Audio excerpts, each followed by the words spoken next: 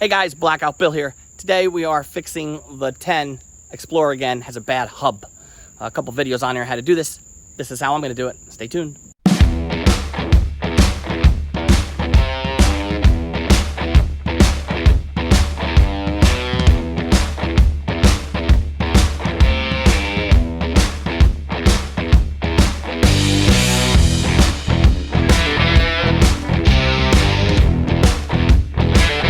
Okay, get my favorite tool, 19mm socket.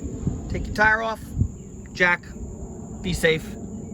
This nut here, it's an 1.25 inches. Came off with a breeze with this thing, breeze. If you're working with hand tools, God bless you. Take that nut off.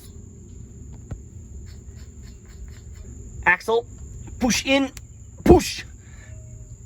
Lightly tap it if you can. Sometimes you give it one good whack with the hammer, but don't go nuts with it. Usually, well, this one didn't stick. I don't know why. Sometimes you get lucky. That axle's gonna push and push out, but don't McGurk the thing. Okay, so a lot of people take the caliper off, and then the bracket in the back. There's two 21mm bolts in the bracket here, two big ones. So you got these 17s that hold the caliper, and then these two 21s that hold the whole bracket assembly. So instead of taking the caliper off, because I don't need to change the brakes, the pads are good, you can just literally take the whole bracket apart in one piece.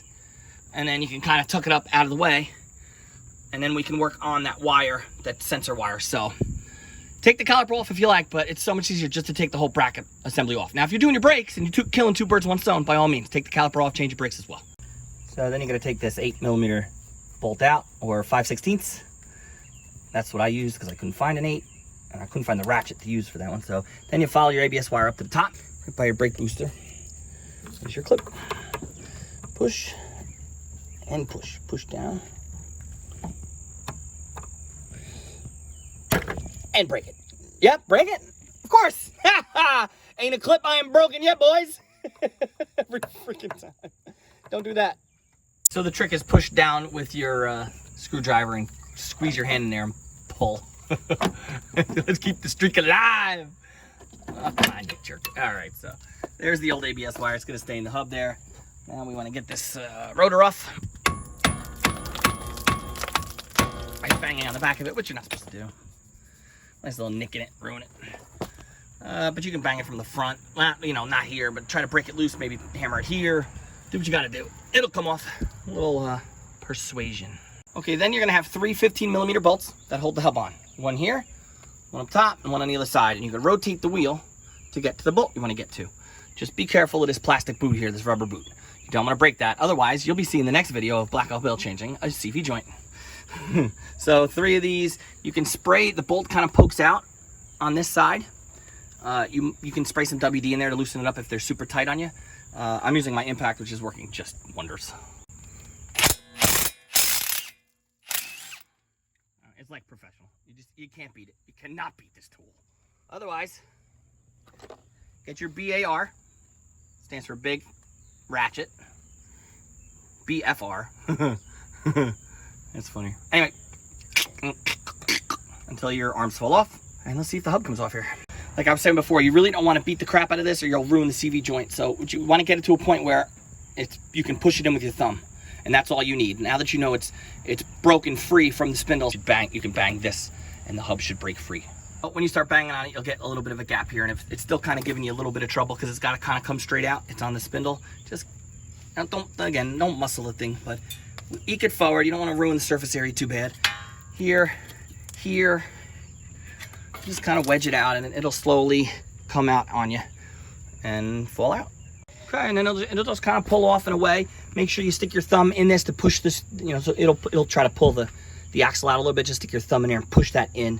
And then what we got to do is we got to clean this surface area up real good for the new one. So if we want to change it again, it'll slide out, and we're going to grease the splines here. So the old one's out, new one's right there. Let's reassemble this bad boy. Job's going great so far. So I put some grease on the splines, I put some grease in there, and I put some grease on the outside. And we're going to put it on so that this plug is facing this little holder here. This little holder here. I don't know if you're manual or you're supposed to put grease on the splines or not. It's what I'm doing, so just a heads up. You don't, it's not required. Not sure if it's right. It's just what I want to do. So if you break your truck. Look out, Bill, don't do it that way. Mechanic by hobby, boys and girls. Okay, let's get this sucker rolling. I'm just gonna kind of get it out of the splines, put it in, and get my bolts ready. While I do this, here's a word from our sponsors. What's nice about this repair is it comes with all new clips, so breaking that old one didn't matter. Got a clip here, one here. I don't really know where that one goes, up in the top maybe. You know, it comes with a new black plastic piece here. The whole thing's new. And then here goes my clip I broke. And you just wanna, you know, once your 3 nuts are tight. I don't know my torque settings, guys, so you're gonna have to Google that, I apologize. And then we're gonna feed up this switch to the top, plug that in, put the rotor on. Then we're gonna put our bracket bolts back in for our caliper. And then we're gonna tighten down our nut here, put the tire on. Easy job. It's a nice repair. And just pull your wire up on through, feed it in. As Scotty Kilmer would go, and it just clips. Yeah, absolutely recommend leaving the caliper on if you're not doing your brakes.